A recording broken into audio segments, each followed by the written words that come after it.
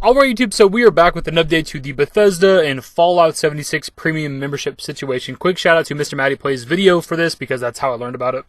Now before we hop into it, I realize I've been doing a lot of Bethesda and Fallout content recently. I'm still very much covering FF7 Remake. The thing is, there's just not that kind of information out there. I'm used to covering games and being able to talk about them every day or every other day. To Bethesda's credit, whenever I've talked about Fallout 4 and Fallout 76, there's something to talk about pretty much every single damn day. And that's not the case when it comes to FF7 Remake. I don't know if this is typical of Final Fantasy games or Square Enix. This is my first time covering one of their games on my YouTube channel. So the FF7 Remake content hasn't gone anywhere. There's just nothing to really talk about right now. But whenever something pops up, we will definitely cover it. Plus, it feels good to come back and talk about some Fallout stuff, some Bethesda stuff. We haven't really done that in a long time. And what Bethesda's doing right now with Fallout 76 and this premium membership needs to be discussed. But the update to the story is that they've actually responded to all of the controversy. And it's in typical Bethesda fashion. It's horrible. It's a horrible response. But before we even hop into their response, there are a few updates to the whole membership and private worlds and all that stuff that I haven't even talked about in a video yet. For one, the private worlds, which is like kind of the main thing that people were wanting, the main focus of this membership, though the scrapbox and other things were nice as well for those that have played the game, is that the worlds weren't even actually private. Anybody on your friends list could join your game at any time. These were not invite-only sessions. On top of that, people would come into their private worlds, and let me remind you, you are paying money for this. They would come into their private worlds, and there would be already dead NPCs and looted like containers, looted NPCs, which led many to believe that this is them reusing instances, reusing lobbies, reusing servers, and masking them as private worlds. Let's also not forget this. I said paid servers are a good thing, and I truly believe that. So anyways, Bethesda has responded to this exclusively to Polygon for some reason. Instead of just releasing a public statement, they respond to the scrapbox deleting your items and the private worlds not really being private. So the first update says, a Bethesda Softworks representative said that an update to private world settings will be coming soon to allow players to control all access to their private servers. The company also examined the scrapbox and private server recycling issues. For scrapboxes, Bethesda said that a small number of players with a large quantity of scrap are experiencing a display issue, causing their scrapbox to appear empty. The studio thinks this is a user interface issue and that players have not lost any scrap. They should still be able to access it when crafting from workbenches as usual. We are actively working to address this issue, both internally and using the data and characters folks from the community have provided us, Bethesda said. So the very first thing that should stand out to you if you're somebody that knows anything about private servers, most of these Bethesda apologists apparently do not, is that they're talking about adding settings to the game to allow you control and full access to your private servers, as in nobody can just join it if they want to, which should already be standard. And this isn't the least bit surprising. This is something we've been talking about since last year. I've talked about it, Coach Toolshed, other people out there that have been skeptical and talking down about Fallout 76 and Bethesda and the way they're handling the game. It seems like Bethesda's and the people working there have never played a multiplayer game. It's like they're trying to invent the wheel. They think they're the first people to ever make a multiplayer game because they have no idea what they are doing.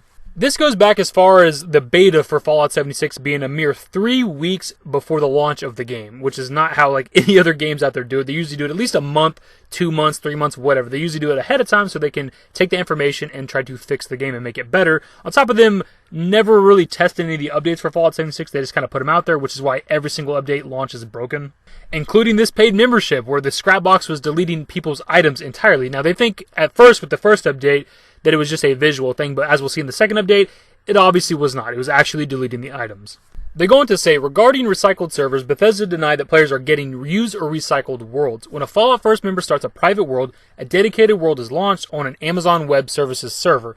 Players who have seen looted containers upon login may be experiencing the expected behavior upon log out and log in. Loot is instanced for each player in containers. As Fallout 76 players know, if you loot a container on one server and then log out and log back into another server, the container remains in a looted state for a period of time.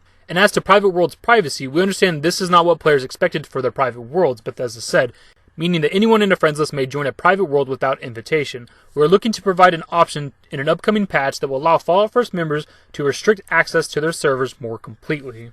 As for the first part, with the instance loot for each player, if any of the Bethesda apologists out there make a video covering this information, they're absolutely going to run with that. It'll be gospel because it came from Bethesda's mouth. You can no longer talk about it. Bethesda said it, so it must be true. The simple fact is when it comes to Fallout 76, they've been cutting corners every step of the way, which is why the game has been shit since the beginning, why the game is an asset flip of Fallout 4.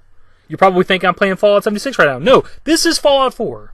Okay, maybe it's not that extreme. It's obviously Fallout 4, but it is still a very big asset flip of Fallout 4. And somehow kind of Skyrim too.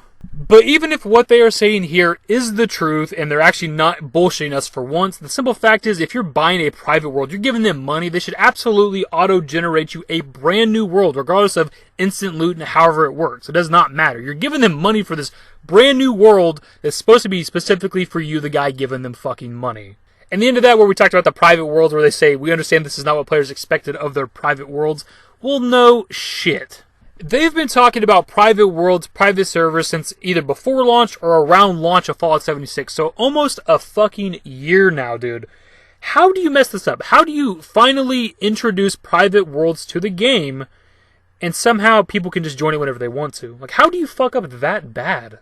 Anyways, we get the next update that says Bethesda Game Studios has continued to investigate the scrapbox issue and now acknowledge it is more than a menu display problem for a small number of users. Our initial investigation indicated that this was a display issue and that no items had gone missing, a Bethesda representative told Polygon. However, we have since found that a small number of players have in fact experienced a loss of scrap items after placing them into the scrap box and then loading into a world. Resolving this issue is currently our top priority, the representative said. We are also exploring ways to restore the missing items. Developers are trying to come up with a hotfix to resolve this issue ASAP. So what it seems like to me and a lot of people out there is that they rush to get out the first update where they're like, it's just a visual thing. Nobody's actually losing items without ever really looking into it. And it seems like once they did, they realized people were. I think it's pretty obvious that people were actually losing items. If I was playing the game, I put a bunch of scrap into the scrap box. I go back in there. It looks like I lost everything, but I could still go to the workbench and use those items. So I still technically do have them. I probably wouldn't give a shit. There wouldn't be this much of an uproar if people still had their items. So I think it's pretty obvious with how much this information spread that people were actually losing items. The simple fact is when it comes to this response, they should not have given it. They should have stayed silent for a couple of days like they have and then just come out with a Bethesda.net article explaining everything they're going to do in the next update for the game instead of replying to Polygon for some damn reason. Because their entire response boils down to, well, that's how loot works in this game, and that's not what you guys wanted with your private worlds? Here's the thing, dude. I don't like shit-talking Fallout 76 or Bethesda. I want it to be a good game. I wanted a good multiplayer Fallout. I want them to be my favorite game developer again. But they're just not anymore, dude. You go back like a year and a half, 2018, May, June, something like that. I was one of these guys hyping up Fallout 76. How dare you guys think this is bad? Bethesda will not let us down. But my eyes have been open over the past year and a half. I've seen them for what they are these days.